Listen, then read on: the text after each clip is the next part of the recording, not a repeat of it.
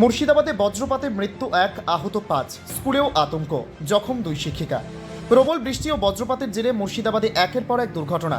সুতি ও রঘুনাথগঞ্জে পৃথক ঘটনায় মৃত্যু হলো এক ব্যক্তির, আহত হলেন আরও 5 জন। মৃত ও আহত সকলকেই জঙ্গিপুর মহকুমা হাসপাতালে নিয়ে আসা হয়েছে।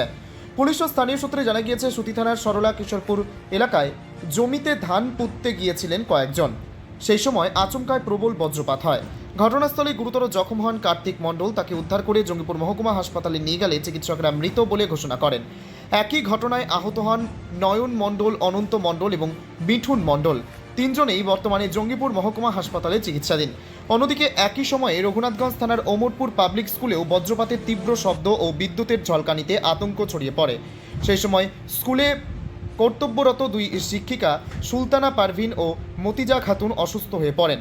তাদেরও দ্রুত জঙ্গিপুর মহকুমা হাসপাতালে ভর্তি করা হয়।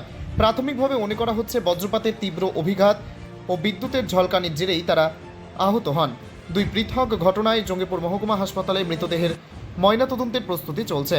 পাশাপাশি আহত 5 জনের চিকিৎসা চলছে। ঘটনাকে কেন্দ্র করে 2 এলাকাতেই শোকের ছায়া নেমে এসেছে। ধান পুঁততে গেছিল, হ্যাঁ, ধান পুঁততে গিয়ে এটা বাজ পড়লো কি না, ওই বাজে এই সঙ্গে সঙ্গে মারা পড়ে যাক।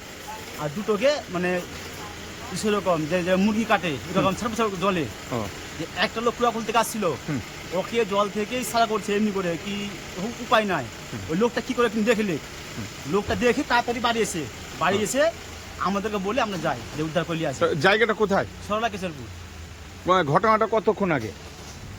2.5 ঘন্টা হবে। একজনই মারা গেছে? হ্যাঁ, 2 জন মানে যা অবস্থা। মানে ওই 2 জন মানে মোটামুটি এখন এখানেই আছে না জঙ্গিপুর হাসপাতালে? ভর্তি করে দিয়েছি। আপনার নামটা কি? আনন্দ মন্ডল।